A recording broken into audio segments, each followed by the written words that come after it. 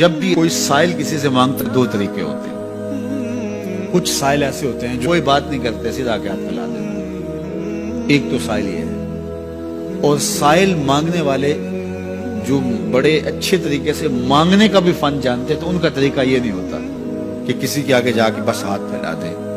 پہلے وہ اس کی تعریفیں کرتے ہیں, پھر جو ہے وہ اس کی رحم دلی کا ذکر کرتے ہیں, پھر اس کے مال و اسباب جو اس کو دیے گئے ہیں ان کے قصیدے پڑھتے ہیں, پھر اپنی وفاداری کا اظہار کرتے ہیں, پھر جھولی پھیلاتے ہیں. تو یہ دوسرا اور مہذب طریقہ ہے. ایک تو مانگنے والا اپنی ضرورت کو یوں ہی کسی کے سامنے رکھ دے, اور ایک یہ ہے کہ مانگنے والا اپنی ضرورت کو رکھنے سے قبل جس سے مانگ رہا ہے پہلے اس کی تعریف کرے. اب بندے اللہ سے ہدایت مانگنے کے لیے کھڑے ہوئے, پہلے تو وضو کیا, صاف ستھرے ہوئے, کانوں پہ ہاتھ لگائے, اس کے بعد ہاتھ باندھ کے ادب سے کھڑے ہو گئے, اور اب مانگنے لگے تو کیا بولے, الحمدللہ رب العالمین. وہ آتے ہیں نا مانگنے والے دروازے پہ تو کہتے ہیں دوبارہ وسطہ روے, فلاں ہو, وہ تعریفیں کرنے لگ جاتے ہیں. تو یہ مرحلہ ہوتا ہے. ابھی اس نے سوال لب پہ نہیں لایا ہوتا تو گھر والا پہلے بچے کو کہتا ہے جا اتنے پیسے اس کو دے گیا. میاں وہ تو آپ کی تعریفیں کر رہا ہے, مانگ تھوڑا رہا ہے. وہ سمجھتا ہے جو تعریفیں کرنا شروع ہو گیا یہ مانگنے کے لیے تو کر رہا ہے. اللہ اکبر. تو جب بندہ الحمدللہ کہتا ہے رحمتیں اسی وقت برسنا شروع ہو جاتا ہے. الرحمن الرحیم. میں سخی کی دہلیز پہ کھڑا ہوں جو رحمان بھی ہے جو رحیم بھی ہے, محض اپنے کرم سے عطا کرتا ہے. رحم کی بھیک مانگ رہا ہوں. پھر کیا کہہ رہا ہے, مالک یوم الدین. کسی کنگال سے نہیں مانگ رہا, اس سے مانگ رہا ہوں جو مالک ہے, دنیا کا بھی مالک ہے, آخرت کا بھی مالک ہے. پھر اس کے بعد اگلی بات کیا کہتا ہے, ایاک نعبد و ایاک نستعین. مالک میں پوچھتا بھی تجھے اور مانگتا بھی تجھ سے ہوں. دیکھو سائل اس اعتبار سے بھی دو طرح کے ہوتے ہیں. ایک سائل ہوتا ہے جو بائی پاس پہ اترتا ہے, ایک کے گھر کے سامنے جاتا ہے, یہی طریقہ صحیح مانگنے کا, لیکن جاتا ہے کہ گھر کے سامنے تعریفیں کرتا ہے, اور مالک خانہ کو پتا ہوتا ہے کہ یہ ہمسایہ سے بھی مانگ کے آیا ہے, میرے گھر سے بھی مانگ رہا ہے, اگلے گھر سے بھی مانگ رہا ہے. تو وہ اسے تھوڑا سا آٹا دے دیتا ہے, 1 روپیہ دے دیتا ہے. اس کو پتا ہے اس نے پورا گاؤں مانگنا ہے, آدھا گاؤں مانگ آیا ہے, آدھا گاؤں اس نے ابھی مانگنا ہے. تو سارے 1-1 روپے دیتے ہیں.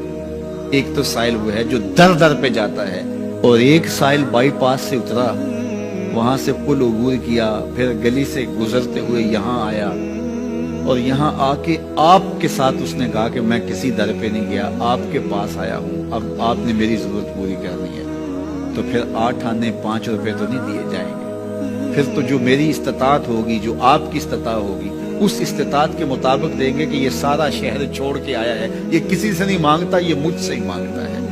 تو پھر آپ اس کی ضرورت پوری کریں گے. اگر آپ کے بس میں ہوا تو مانگنے والا کیا کہہ رہا ہے, ایاک نعبد, یہ پیشانی کہیں اور نہیں جھکتی, و ایاک نستعین, یہ جھولی کسی اور چوکھٹ پہ پھیلتی نہیں. وہ کریم, وہ مالک رب جو تمام جہانوں کا رب ہے, میں اس کی دہلیز پہ کھڑا ہوں, اور آیا سیدھا اسی کی دہلیز پہ ہوں, نہ اس سے پہلے کسی در پہ گیا ہوں, نہ اس کے بعد کسی در پہ جانا ہے. تو پھر مالک بھی کرم نوازیاں اور رحمتیں اس کی جھولی میں ڈال دیتا ہے. اب اتنی لمبی تمہید باندھنے کے باوجود مانگا کیا, ذرا غور کیجئے. یہ وہ ہے جو ہم ہر روز ہر نماز کی ہر رکعت میں مانگتے ہیں, اور مانگنے کا طریقہ کتنا خوبصورت ہے, اور مانگنے والے یوں ہی مانگا کرتے ہیں. پہلے جس سے مانگنا اس کی تعریفیں کرتے ہیں. آپ نے مانگنے والوں کو دیکھا جو سلیقے سے مانگتے ہیں, تیرے بچے وسطے رہیں, تیری جد آباد رہے, تیرا خاندان آباد رہے, وہ مانگتے ہیں. اس طرح پہلے تعریفیں کرتے ہیں, پھر کہتے ہیں تیری فیکٹریاں چلتی رہیں, تیرے جو ہے تیری جائیداد بڑھتی رہے. تو وہ اس کے خزانوں کا ذکر کرتے ہیں, اور پھر کہتے ہیں کہ یہ فقیر نہ مانا تیری چوکھٹ پہ آیا ہے, اس کی ضرورتیں تو پوری کر دے. اب بندہ بھی اللہ کے حضور جب حاضر ہوتا ہے تو مانگنے کا سلیقہ کیا ہے, سب سے پہلے کہتا ہے الحمدللہ رب العالمین. میں کسی کنگال کی چوکھٹ پہ نہیں آیا, تمام جہانوں کے پالنہار کی چوکھٹ پہ آیا.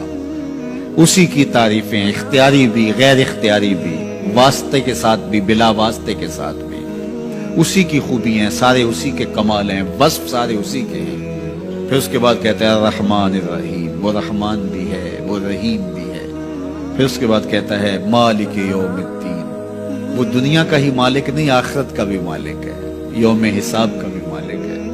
پھر اس کے بعد اپنی وفاداری جتلاتے ہوئے کہتا ہے ایاک نعبد و ایاک نستعین، مالک سارا جہاں بس رہا ہے، میں نے کسی سے نہیں مانگا، میں نے جھولی تیری چوکھٹ پہ پھیلائی ہے، میری پیشانی تیرے حضور جھکتی ہے، یہ پیشانی کسی اور کے حضور کبھی نہیں جھکی نہ جھکے گی۔ یہ سب عرض کرنے کے بعد پھر مانگتا کیا؟ اہدنا الصراط المستقیم، مالک مجھے سیدھی راہ پہ چلا دے، میں تیرے حضور آیا ہوں، مجھے ہدایت کا نور عطا کر دے۔ انشاءاللہ یہ ہدایت کیا ہے اور ہدایت کی قسمیں کیا ہیں، اور پھر اس دعا کا جواب اللہ کی طرف سے کیا آتا ہے، اور بندے پہ کتنی کرم نوازیاں ہوتی ہیں، انشاءاللہ یہ مضمون کل ہوگا۔ اللہ مجھے آپ کو اپنی رحمتوں کے سائے میں رکھے۔